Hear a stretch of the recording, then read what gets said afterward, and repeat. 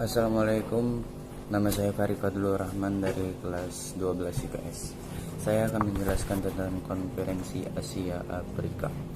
Konferensi Asia Afrika, kadang juga disebut Konferensi Bandung, adalah sebuah konferensi antar negara-negara Asia dan Afrika yang kebanyakan baru saja memperoleh kemerdekaan. KAA diselenggarakan oleh Indonesia, Myanmar, Sri Lanka, India, dan Pakistan, dan dikoordinasi oleh Menteri Luar Negeri Indonesia yaitu Sunario. Pertemuan ini berlangsung antara 18 April sampai 24 April 1955, yaitu di Gedung Merdeka, Bandung, Indonesia, dengan tujuan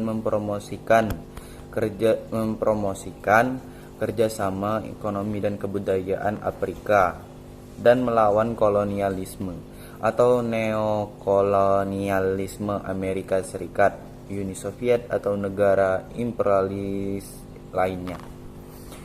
Sebanyak 29 negara yang mewakili lebih dari setengah total penduduk dunia pada saat itu mengirimkan wakilnya.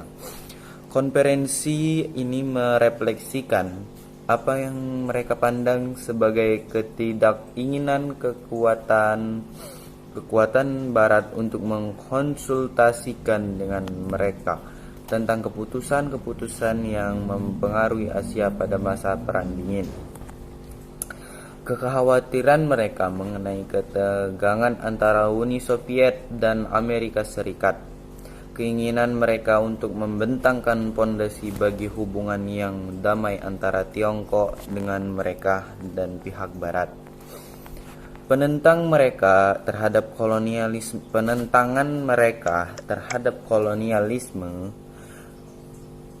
khususnya pengaruh Perancis di Afrika Utara dan kekuasaan kolonial Prancis di Aljazair, dan keinginan Indonesia untuk mempromosikan hak mereka dalam pertentangan dengan Belanda mengenai Iran Barat. 10 poin hasil pertemuan ini kemudian tertuang dalam apa yang disebut Dasar Bandung, yang berisi tentang pernyataan mengenai dukungan bagi kerukunan dan kerjasama dunia.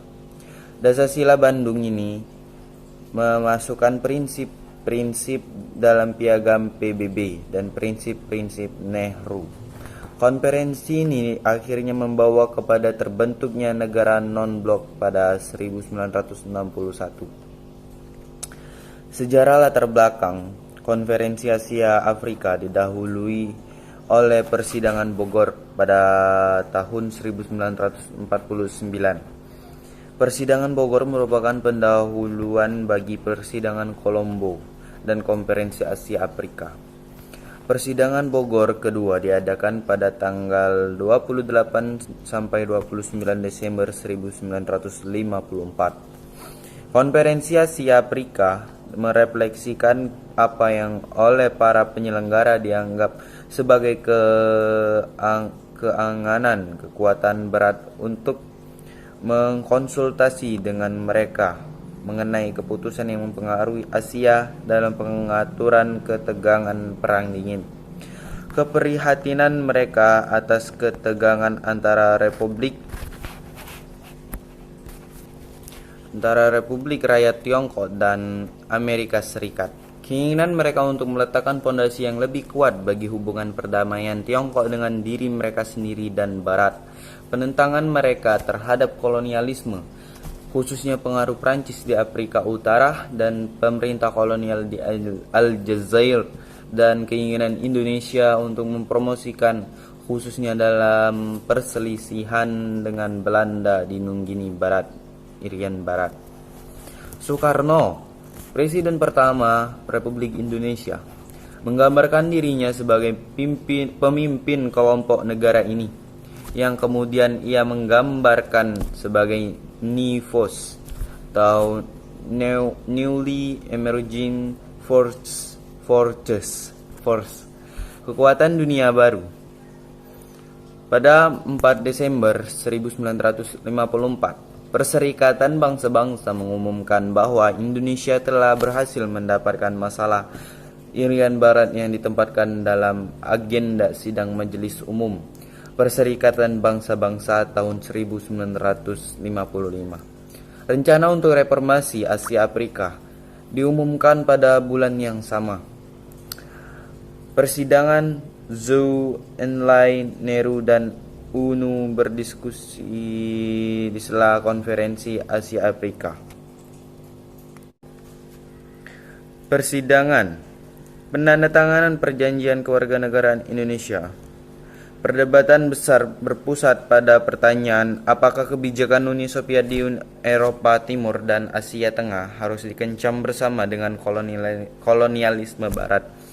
Sebuah memo dikirimkan oleh bangsa Muslim di bawah imperialisme Soviet menuduh pemerintah Soviet melakukan pembantaian dan deportasi massal di wilayah Muslim.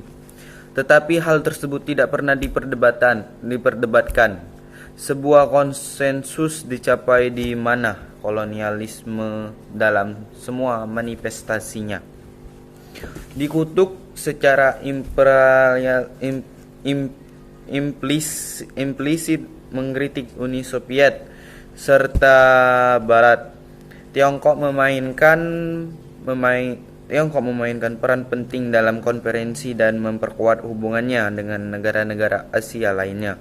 Setelah selamat dari upaya pembunuhan dalam perjalanan menuju konferensi, Perdana Menteri Tiongkok Zhou Enlai menunjukkan sikap yang moderat dan damai, yang cenderung untuk menenangkan kekhawatiran beberapa delegasi anti-komunis mengenai niat Tiongkok. Kemudian dalam konferensi tersebut, Zhou Enlai menandatangani artikel tersebut dalam deklarasi penutup yang menyatakan bahwa Tionghoa perantauan memiliki loyalitas utama kepada negara asal mereka, bukan ke Tiongkok, masalah yang sangat sensitif untuk tuan rumah Indonesia untuk beberapa negara peserta lainnya. Zhou juga menandatangani perjanjian kewarganegaraan ganda dengan Menteri Luar Negeri Indonesia Sunario.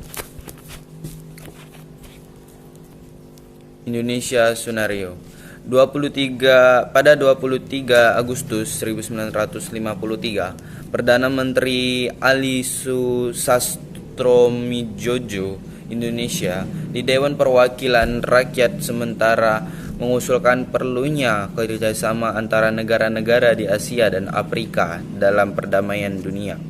25 April sampai 2 Mei 1945 berlangsungnya persidangan Colombo di Sri Lanka. Hadir di dalam pertemuan tersebut para pemimpin dari India, Pakistan, Burma, dan Indonesia. Dalam konferensi ini Indonesia memberikan usulan perlunya adanya konferensi Asia Afrika. 28 sampai 29 Desember 1954 untuk mematangkan gagasan masalah persidangan di Asia Afrika. Diadakannya persidangan Bogor. Dalam persidangan ini dirumuskan lebih rinci tentang tujuan persidangan serta siapa saja yang akan diundang. 18 sampai 24 April 1955, Konferensi Asia Afrika berlangsung di Gedung Merdeka Bandung. Persidangan ini diresmikan oleh Presiden Soekarno dan diketuai oleh PM Ali Susastromidjojo. Hasil dari persidangan ini berupa persetujuan yang dikenal dengan Dasar Bandung. Pelopor Konferensi Asia Afrika: Indonesia, Ali Susastromidjojo. Pakistan diwakili oleh Muhammad Ali Bogra. India, Jawaharlal Nehru. Sri Lanka, Sir John Kotelawala. Myanmar, UNU. Sedangkan pesertanya adalah Afghanistan, Arab Saudi, Burma, Ceylon, Republik Rakyat Tiongkok, Ethiopia, India, Indonesia, Irak, Iran, Jepang, Kamboja, Laos, Lebanon, Liberia, Libya, Mesir, Nepal, Pakistan, Filipina, Siprus, Sudan, Suriah, Thailand, Turki, Republik Demokratik Vietnam, Negara Vietnam, Kerajaan Mutakawaliyah, Yaman, dan Yordania. Beberapa negara diberi status pengamat, seperti Brasil yang mengirim duta besarnya Bezerra de Menezes. 10 poin deklarasi mengenai dukungan bagi kedamaian dan kerjasama dunia dinamakan Dasar-Sila Bandung yang menghubungkan prinsip-prinsip piagam PBB diadopsi dengan suara bulat. 1. Menghormati hak-hak dasar manusia dan tujuan-tujuan serta asas-asas yang termuat di dalam piagam PBB Perserikatan Bangsa-Bangsa. 2. Menghormati kedaulatan integrasi teritorial semua bangsa. 3. Mengakui persamaan semua suku bangsa dan persamaan semua bangsa besar maupun kecil. 4. Tidak melakukan intervensi atau campur tangan dalam soalan-soalan dalam negara lain.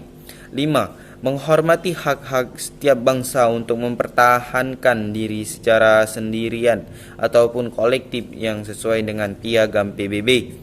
6. Tidak menggunakan peraturan-peraturan dari pertahanan kolektif untuk bertindak bagi kepentingan khusus dari salah satu negara besar dan tidak melakukannya terhadap negara lain. 7. Tidak melakukan tindakan-tindakan ataupun ancaman-ancaman agresi maupun penggunaan kekerasan terhadap integrasi wilayah maupun kemerdekaan politik suatu negara. 8. Segala perselisihan internasional dengan jalan damai, seperti perundingan, persetujuan, arbitrasi, atau penyelesaian masalah hukum, ataupun secara damai lainnya, menurut pilihan pihak-pihak yang bersangkutan sesuai dengan piagam PBB. 9. Memajukan kepentingan bersama dan kerjasama. 10. Menghormati hukum kewajiban-kewajiban internasional. Komunikasi akhir dari konferensi ini menggarisbawahi perlunya negara-negara berkembang untuk melonggarkan ketergantungan ekonomi mereka pada negara-negara industri terkemuka dengan memberikan bantuan teknis atau memberikan bantuan teknis satu sama lain melalui pertukaran ahli dan bantuan teknis untuk proyek-proyek pembangunan, serta pertukaran pengetahuan teknologi bagaimana dan pembentukan lembaga pelatihan dan penelitian regional. Dampak dan peninggalan. Konferensi ini diikuti oleh Konferensi Solidaritas Rakyat Afro-Asia di Kairo pada September 1957 dan Konferensi Belgrade 1961 yang mengarah pada pembentukan gerakan non-blok pada tahun-tahun kemudian konflik antar negara yang tidak tergoyahkan mengikis solidaritas yang diekspresikan dalam konferensi ini. Pada pertemuan kedua, untuk memperingati 50 tahun sejak pertemuan bersejarah tersebut, para kepala negara-negara Asia dan Afrika telah diundang untuk mengikuti sebuah pertemuan baru di Bandung dan Jakarta antara 19 sampai 24 April 2005. Sebagian dari pertemuan itu dilaksanakan di Gedung Merdeka, lokasi pertemuan lama pada 50 tahun lalu. Sekjen PBB Kofi Annan, Perdana Menteri Jepang Junichiro Koizumi, Presiden Tiongkok Hu Jintao, Sekjen PBB Kofi Annan, Presiden Pakistan Pervez Musharraf, dan Presiden Afghanistan Hamid Karzai, Perdana Menteri Malaysia Abdullah Ahmad Badawi, Sultan Brunei Hassanal Bolkiah dan Presiden Afrika Selatan Thabo Mbeki ikut hadir di Bandung dalam pertemuan ini. Konferensi Asia Afrika 2005 menghasilkan NAASP atau New ASEAN African Strategic Partnership, Kementerian Strategis baru Asia dan Afrika, yang diharapkan akan membawa Asia dan Afrika menuju masa depan yang lebih baik berdasarkan ketergantungan sendiri yang kolektif dan untuk memastikan adanya lingkungan internasional untuk kepentingan para rakyat Asia dan Afrika. Dan pada pertemuan ketiga pada 2015, Konferensi Asia Afrika ke-60 dilaksanakan di dua kota, yaitu Jakarta pada 1923 April 2015 dan Bandung pada 24 April 2015 dengan agenda meliputi Asia Afrika Business Summit dan Asia Afrika Carnival. Tema yang dibawa adalah peningkatan kerjasama negara-negara di kawasan selatan, kerjasama serta perdamaian. Konferensi Asia Afrika 2015 diikuti sebanyak 89 kepala negara atau pemerintahan dari 109 negara di kawasan Asia dan Afrika, 17 negara pengamat dan 20 organisasi internasional dan 1.426 perwakilan media domestik dan asing.